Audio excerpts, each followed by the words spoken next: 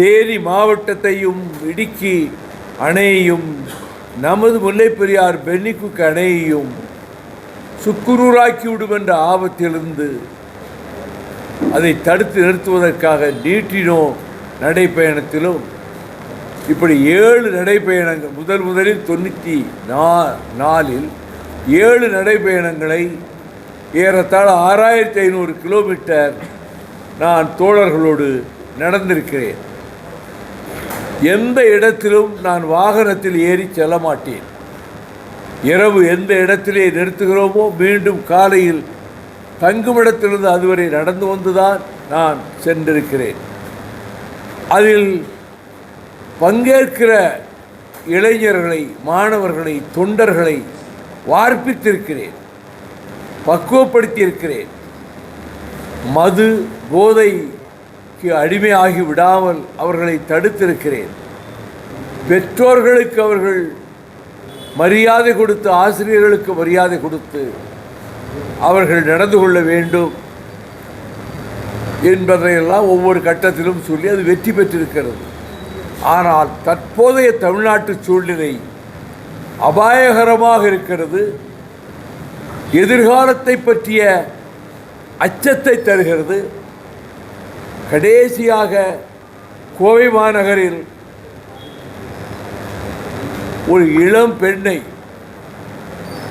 அந்த பெண் நேசித்த ஒரு இளைஞனோடு அமர்ந்து பேசிக்கொண்டிருந்த இடத்திற்கே 4 பேர் சென்று அந்த இளைஞனை அடித்து விரட்டிவிட்டு அந்த பெண்ணை நாராக நாசப்படுத்திய கொடுமையை பத்திரிகையில் படித்தே அதிர்ந்து போற நான்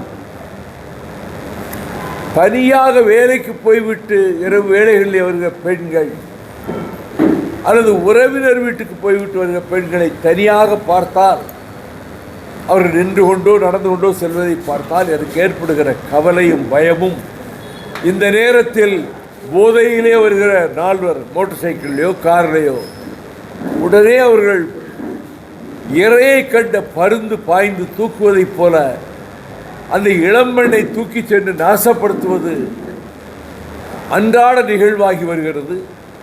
24 மணி நேரத்திற்குள் இந்த கடைசியாக நான் குறிப்பிட்ட சம்பவத்தில் ஈடுபட்ட குற்றவாளிகளை காவல்துறை கைது செய்தது. நடந்து முடிந்த பிறகு காவல்துறை கைது செய்தது சரி, காவல்துறையினுடைய கடமை உணர்ச்சியை நினைவூட்டுவதாக இருந்தாலும் வருமுன் காப்பதுதான் இப்படிப்பட்ட அபாயங்களிலிருந்து தமிழ்நாட்டை காப்பாற்ற முடியும் என்ற வகையில் நான் இதில் பிரதானமாக போதைப் பொருட்கள், ட்ரக்ஸ் ப்ளஸ் கஞ்சா, இது கல்லூரி மாணவர்களிடத்திலே இந்த பழக்கம் பரவி வருகிறது. உயர்நிலைப்பள்ளி, மேல்நிலைப்பள்ளி மாணவர்களுக்கும் இந்த ஆபத்து வந்துவிட்டது. மிக வேதனைப்பட வேண்டிய அம்சம் என்னவென்றால், நான் வெட்கத்தோடும் வேதனையோடும் தலைகுனிவோடும் இந்த தமிழ் மண்ணில் அதை சொல்லுகிறேன். தமிழ்நாட்டில் இளம் பெண்கள், கல்லூரி பள்ளி மாணவ பெண்கள் சிலர் கூட குடிக்கவும் ஆரம்பித்து விட்டார்கள். இந்த போதைப் பொருளை பயன்படுத்தவும் ஆரம்பித்து விட்டார்கள். மதுவை கண்டுபிடிப்பது எளிது. காலி பாட்டில் கிடக்கும் இல்லை ஃபுல் பாட்டில் கிடக்கும். இது ஒரு ஸ்டாம்ப் பேப்பர் அளவில் போதைப் பொருள் வந்துடும். ஒரு துணுக்கு அளவில் போதைப் பொருளை பயன்படுத்தலாம். கண்மூடி கண் திறப்பதற்குள் அடுத்தவர்கள் கையில் கொடுத்து விடலாம்.